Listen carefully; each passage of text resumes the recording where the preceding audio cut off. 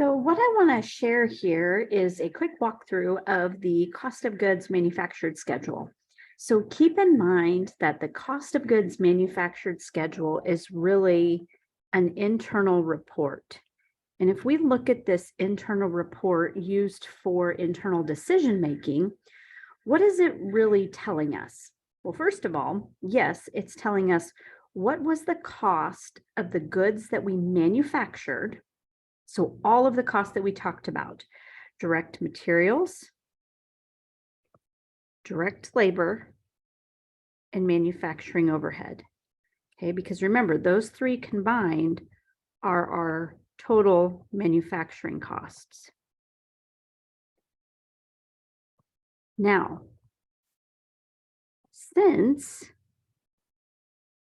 we are looking at the cost of goods manufactured schedule, I want you to note what account it's really looking at. It's looking at work in process. Okay. Now, since work in process is an inventory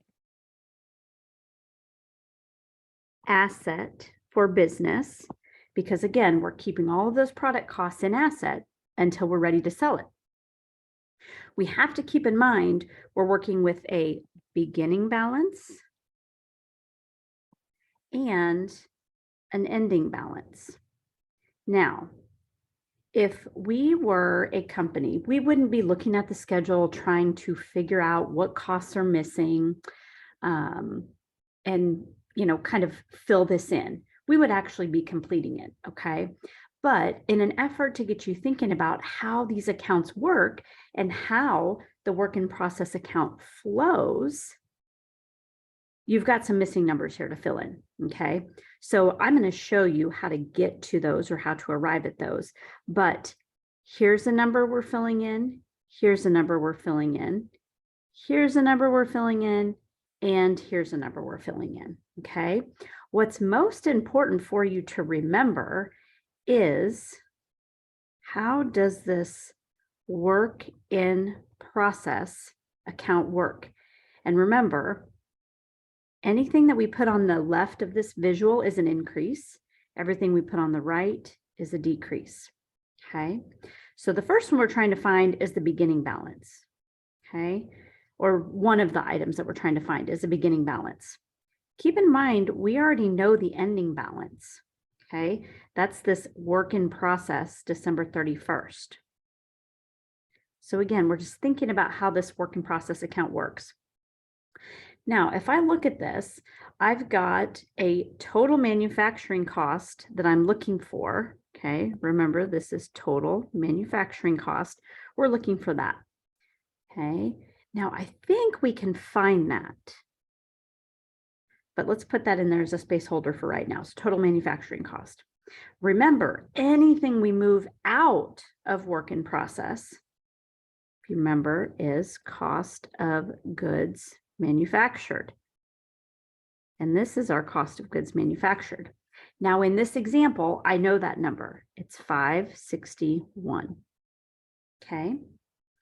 This is our ending balance, and this is our beginning balance, and that's one that we're trying to find, okay? So let's look at the schedule and just see what we have.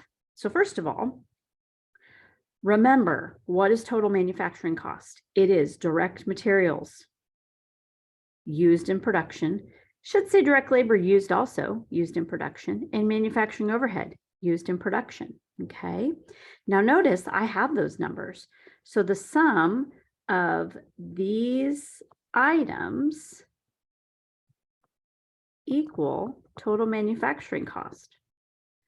So if I add those up, I should arrive at 304,000 is my total manufacturing cost. Okay, so what's one of the key things to note here? Definitely total manufacturing cost. What makes up our manufacturing cost? What are our product costs? Those are direct materials, direct labor, and manufacturing overhead. Now, what are some of the other numbers that we're missing?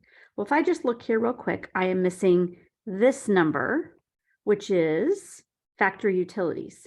That should be pretty easy to calculate because why?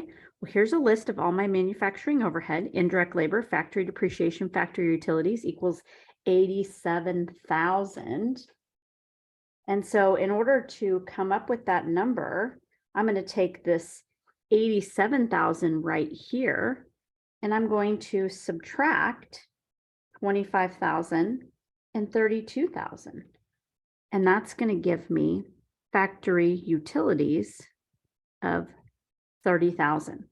Okay, so that's really just looking to see, can you do the math and see that manufacturing overhead is made up of those components? So not too bad. Okay, now let's move up this kind of internal list. What's in work in process? Well, it's kind of giving you an overview here. So we can see, well, what did we start with in raw materials? Remember, those raw materials are whatever we need to make the product. Okay, what is the raw material we're converting to a finished good? So notice it says raw materials inventory January 1. That's the beginning balance. If you get confused about thinking about the time periods, what does the schedule say? What are we trying to complete it for? For the year ended December 31st. So what that really means is January 1 through December 31. Okay, that's our time period. It's for that entire year. Now, if I look at this, the number I'm missing is raw materials purchases.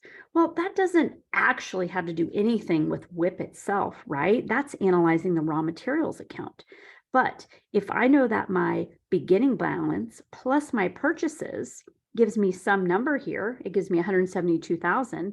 What that represents is what raw materials during the year did we have available for our use in producing products. So if I had 172,000 available and I started with 40, well, that must mean that I purchased 132,000. Now, again, that didn't really help us with anything in the WIP account, but it at least helps us think through what all goes into the cost of manufactured schedule, cost of goods manufactured, and how do the accounts work.